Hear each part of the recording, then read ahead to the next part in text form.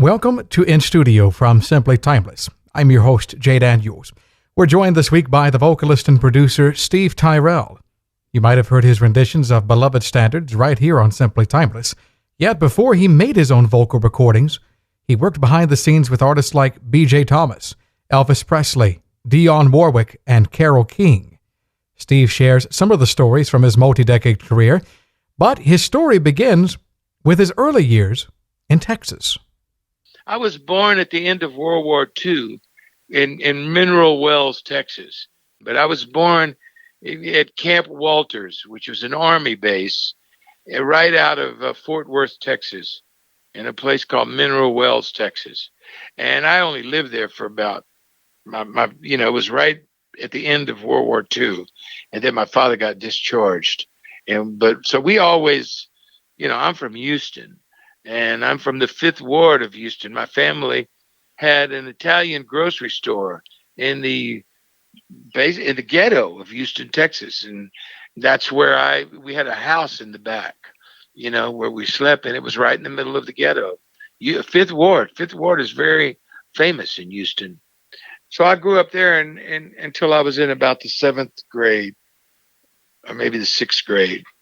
And then we moved out of that area. We still kept the grocery store, but we moved to the east end of Houston. I stayed in Houston, went to high school in Houston, started my first bands in Houston until I was 19 years old, and I got a job working in New York in the Brill Building. So my journey went from being born at the end of World War II, which I don't remember any of that, until being raised in the 5th Ward behind a grocery store, and then on to New York City when I was 19. And I worked for Scepter Records, which had Dionne Warwick and the Shirelles and Carole King and Jerry Goffin. Carole's first hit was on Scepter Records by the Shirelles, Will You Love Me Tomorrow? That was her first hit. And I met Burt Bacharach and Hal David, and they became my real kind of mentors in terms of going into the studio and making professional music. They wrote and produced all the stuff for Dionne Warwick, who was on our label. And I became kind of the young A&R promotion guy for Scepter. So I went to all the sessions of all those classic Dionne Warwick, Bacharach, and David songs, from Walk On By, basically, to the end. I told the record company about my buddy B.J. Thomas, that we should sign him, that he was a friend from Houston, and we were in bands together, and that I thought he was great. And the lady who owned Scepter Records, Florence Greenberg, said, okay, let's do it. And we signed to B.J. Thomas. And I worked on all his records, all the way up to Raindrops Keep Falling on My Head, which won the Oscar for Burt Bacharach and Hal David. And B.J. Thomas, his recording of Hooked on a Feeling from the late 60s. Yeah, I was involved in that too. I remember that was one of the first songs I heard right alongside the Four Tops and Marvin Gaye and Tammy Terrell. And I just absolutely love the sound. And one of the few times that you actually would hear a sitar used in a pop recording. It was an electric sitar. Reggie Young played it. We recorded that song in Memphis.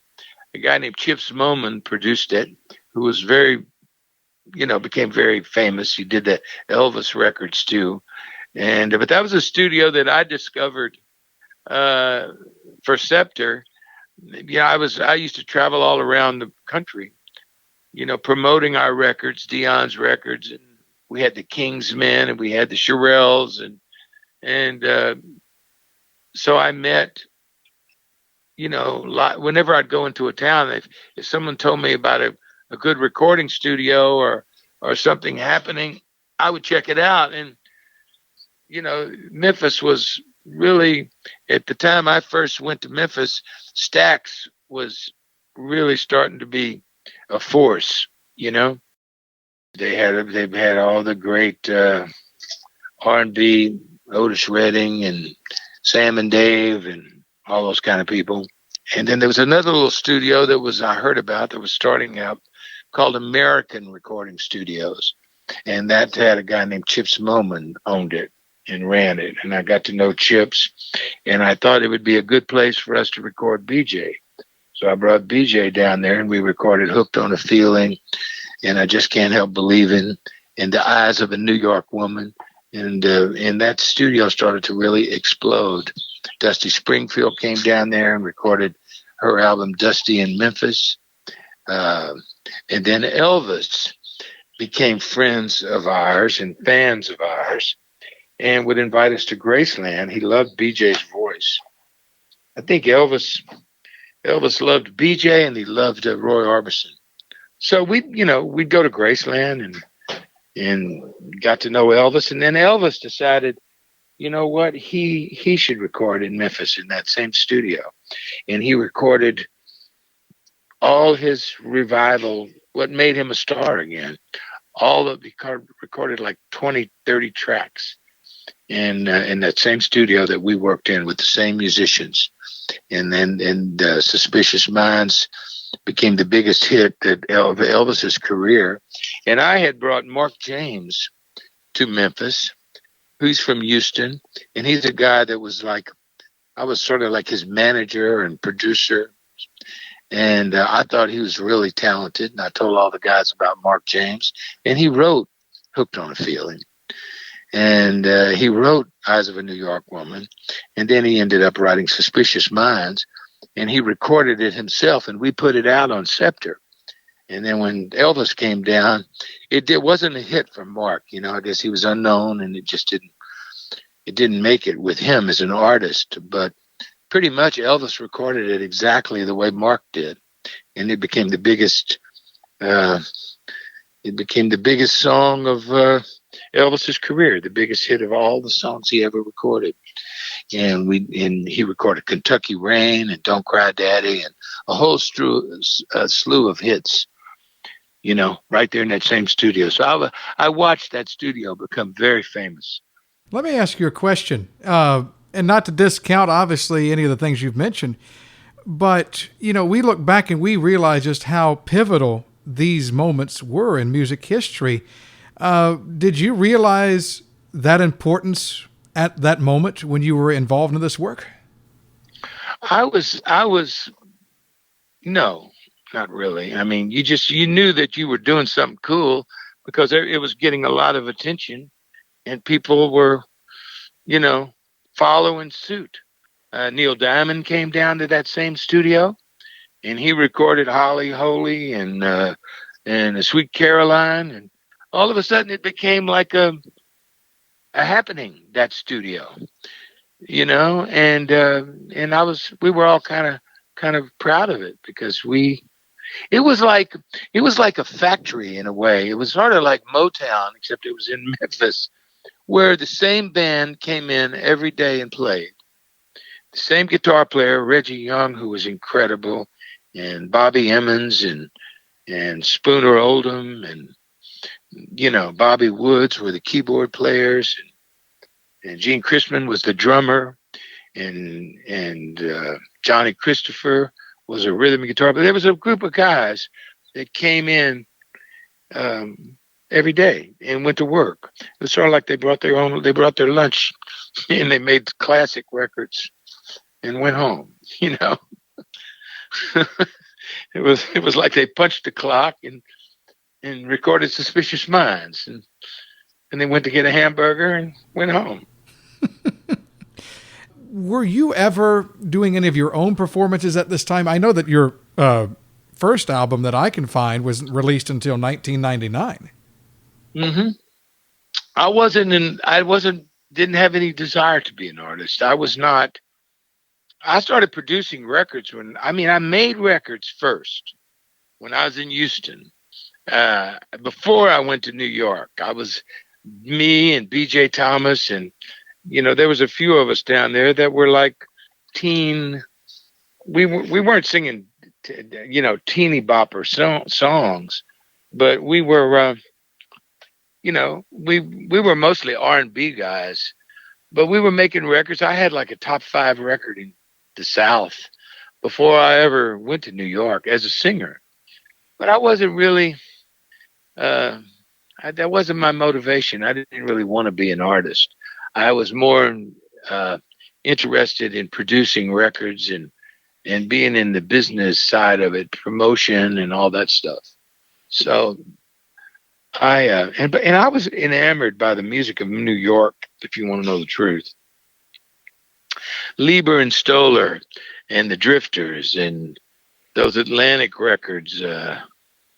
I don't know, with strings and Burt Bacharach's arrangements. Those were the things that were really fascinating to me that we couldn't do down in Houston and down in the South. You know those, those Benny King records and Chuck Jackson and the Drifters and those kind of songs. Or that kind of R&B really took my heart. You know what I'm talking about?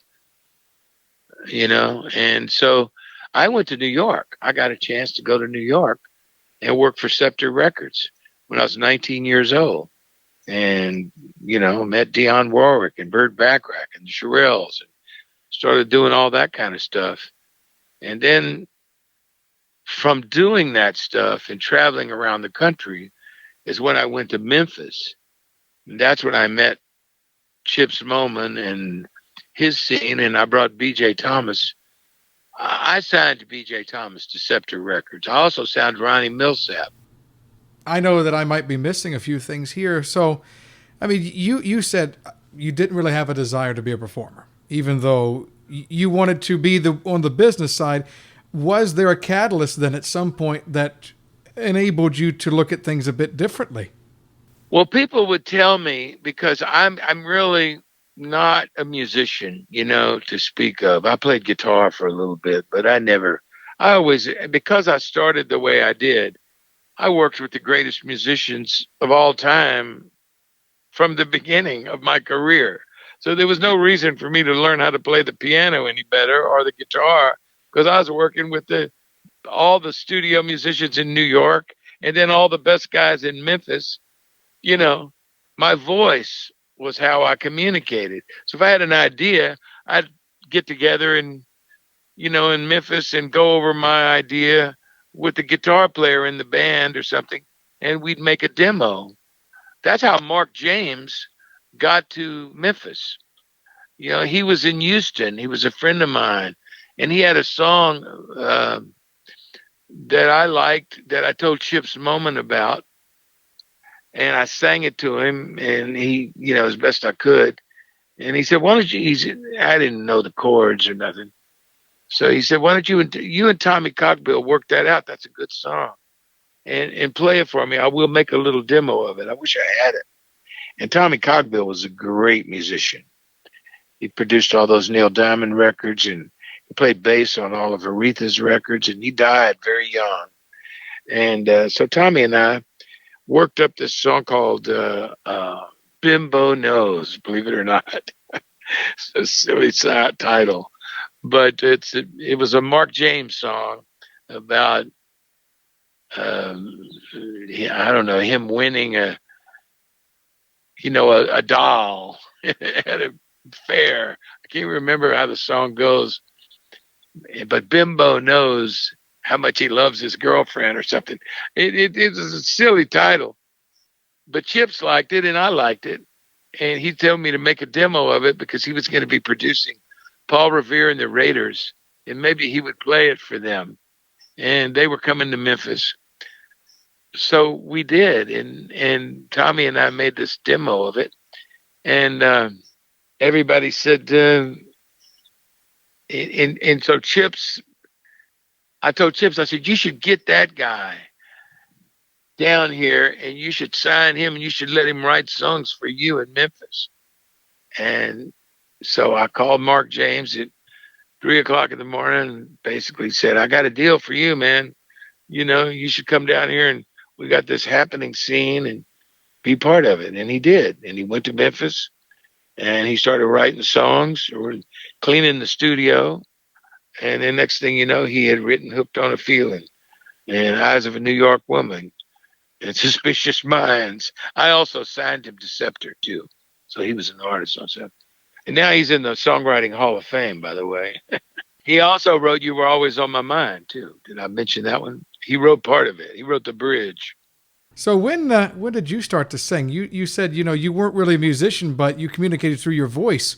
So when did you start to sing? When I was producing BJ or whatever, sometimes a lot of people told me, I got a lot of encouragement to sing, but I was working for a record company and I was a record producer, and I wasn't thinking about being an artist, honestly. But my voice would come up all the time. Like I could be producing BJ on something, and I would sing him something like, "Hey man, what about this? Why don't you do it like this?" And I would sing him some phrase that I had in mind for the song we were working on or something. And sometimes BJ would do it, sometimes he wouldn't. But people started saying, "Well, man, why don't you make your own records?"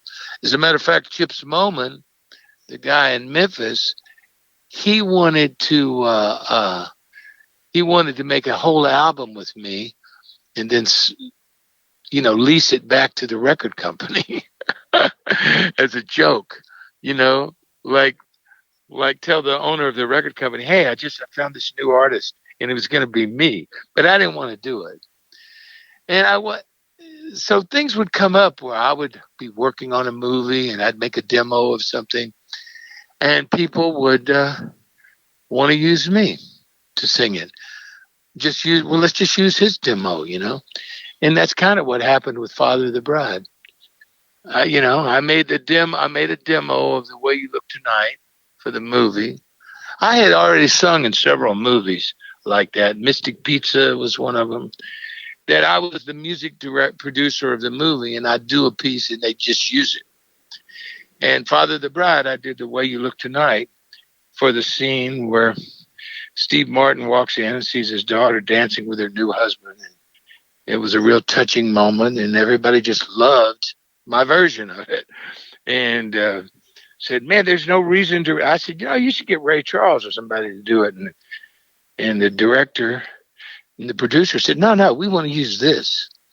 So they put it in the movie, and it became a very, very, very major moment in film history. Father of the Bride became it still is a huge movie. It's probably played about 1,000 times on television, and everybody gets married, uses it. And the next thing you know, I started getting offers to make my own albums. And this was in 99 or 98 or something. And I moved to New York in 1965, So that's how long it took me to want to be an artist. And I didn't even want to be. But people came to me and said, serious people like Atlantic Records, which I ultimately ended up with. Ahmet Ertegun and was a legend, discovered Ray Charles and Aretha Franklin, people like that. Said, "Man, you need to be making your own albums. You got a sound." I said, "Are you serious?" He said, "Yeah, you make an album and we'll put it out." And I made my first album, A New Standard, for Atlantic Records. And it sold about 400,000. And the next thing you know, I got signed I only made a one record deal for Atlantic. And the next thing I know, I got an offer from Columbia Records and Sony. And I made 3 albums for them. And I've made 14 albums, I'm thinking about a lot of the song choices that you have. And now knowing more about your story, I think I better understand, especially with your tributes to the music of Burt Bacharach, Hal David, Neil Sedaka, and others. I mean, these are people that you've worked with, but... I know. Yeah, I know. Yeah. And I love your treatments of the standards. The folks at Atlantic were right. You have a sound which cannot be duplicated.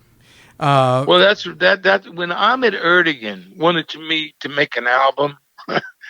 You stop first. A lot of people had told me, "Man, you should be just singing these standards because you sing them different from everybody." That's what I heard, but I didn't take it seriously. But when Ahmet Ertegun who discovered Ray Charles, you know, Yeah, and Aretha Franklin, and there's one, and you know, so you know who Ahmet Ertegun is, right? I do. Yes, sir. You know, when he said I was unique and that I should do it, I thought, well, you got to be nuts if you don't listen to him, you know. And I did. Yeah. And then right after that, you know, Ahmet started getting ill, and you know, I would have stayed with Ahmet forever. I was so much in love with the music that he did, and his partner, his co chairman, was also a big fan of mine, and he went to see Father of the Bride. And when I came on at that song, his wife, Val Azzoli is his name. He was the co-chairman of Atlantic. I don't like to leave people out, you know, because he was, if it wasn't for him, Ahmet Ertegun would never know who I was. You know what I mean? His partner, he was the co-chairman of Atlantic Records, and he went to the movie, and I knew him because I had produced records for Atlantic, and he said he heard me come on singing "The Way You Look Tonight" at the end of the movie, and his wife said, "Who is that? Who is that? Who's that singing? What a unique voice!" And made him go to the record store in New York and pick up the soundtrack album. And when he saw it was me, he knew me as a record producer. So Val Azzoli called me and said, "Man," told me the whole story. He says, "My wife made me go get the album.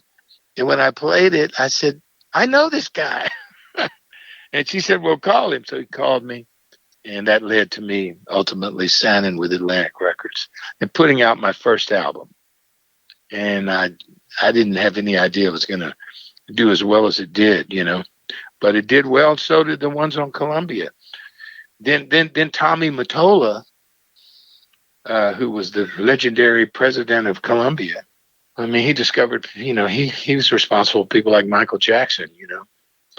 And he heard my first album and said, "Man, you should be on Atlantic." I mean, I only had a 1-record deal. I didn't have, you know, because they wasn't thinking about. So then they were sorry because they only gave me a 1-album deal, and now my album sold 400,000 copies, and they didn't have the exclusive. They didn't own my rights, and so Tommy Mottola at Columbia and Sony signed me, and I made 3 more albums for them. And from there, I went to Disney, and I've had 13 albums released, and I'm finished my 14th one, which will come out next whenever we return to record business. You know, there are a lot of musicians still planning out concerts, even though they're virtually done. And they're wondering, what kind of songs should I pick for these concerts, you know? What is it that people want to hear? And just going on my own instincts, most of my performances are for senior living facilities. I do a lot of shows for the retirement communities. And I've tried to think, okay, if I were a listener of jazz music right now, what would I want to hear? And I mean, we don't need to remind people that these are uncertain and and ever-changing times. We know that. But I told this friend of mine, I said, you know, I think we need to play songs that are not only uplifting but also familiar. You're absolutely right. I mean, it's comfort food. You know, it's like comfort food. It's comfort music, and all the standards are that way. You're never going to beat the standards. I did a song that I'm thinking about. I talked to Bert yesterday. We did a song for cancer back in the day. His What the World Needs Now Is Love. You might want to check it out. And it's on Back to Bacharach album. But it's I did it, and I asked Dionne Warwick to sing on it, and Rod Stewart and James Taylor and Martina McBride, and we made a really great version of it. And I'm thinking that maybe we should re-release it. Bert thinks we should, and give. We did it all for free. We did it for cancer relief. For cancer. I mean, for Katie Couric's cancer thing. But I own the master, and we're thinking of re-releasing it for world for the world. What do they call it? The world. World Health Organization, and figuring out some kind of way to have that, contribute, raise money for that cause. And I know a lot of people have been bringing that song back. I have heard it in so many commercials lately. Well, check mine out. I bet you one like mine that has that really. Yeah, I've got James Taylor. It's me, James Taylor, Dionne Warwick, Bert himself. It's pretty cool. It's pretty cool. It's more like a record. It's not like those other songs. Check it out and see what you think. It's a good album you did. We featured a few tracks from we featured a few tracks from that over the past year or so. And I know our time is running short. I don't want to keep you past your schedule, but with a lot of your music, you've gone back to the songs that you yourself in some way helped make popular in the beginning. But you've also done standards like those of Jerome Kern and Dorothy Fields, The Way You Look Tonight. You've done the Disney songs. Let me ask you this kind of as a way to wrap all of this up. And there's so much more I could ask you, but we'll have to do that another time. For you, how has this music, whether it's the songbook, the Brill Building, these songs that you've talked about, how have they impacted and enriched your life? What makes them so special for you? I don't know how to answer that. They were always special to me. I mean, I grew up mainly loving rhythm and blues, R&B. That was the biggest influence. But a lot of the R&B songs I didn't realize were standards. I didn't know Ray Charles didn't write Georgia on My Mind when I was 16 or 17 years old, And so it's been a combination of loving rhythm and blues and the great artists that sang it, Sam Cooke and, Benny King and Ray Charles and Aretha and Gladys Knight and all those kind of people were big influences on me but the songs are just the greatest songs of all time. And then when I started singing in movies, and The Way You Look Tonight led me more to the Great American Songbook. Everybody encouraged me to sing those songs. All the record companies and everybody, they said, man, you got a different way of doing these songs, and you ought to do them. And then I started to really hone in on, how good Jerome Kern was. and started to really go, wow, yeah, I see why these songs are so great, because they're masterpieces and of words and music. That's what I was saying at the beginning of our conversation. Words and music that are classic take on a third dimension. They become something else. It's not just the lyrics or not just the music. It's those two together have a force that makes them something else again. You know what I'm saying? Like 1 and 1 is not 2. 1 and 1 is more like 4 or 5 when it's the right 1 and 1. Steve Tyrell, our guest during this week's In Studio from Simply Timeless. When you have a moment, visit his website, stevetyrell.com.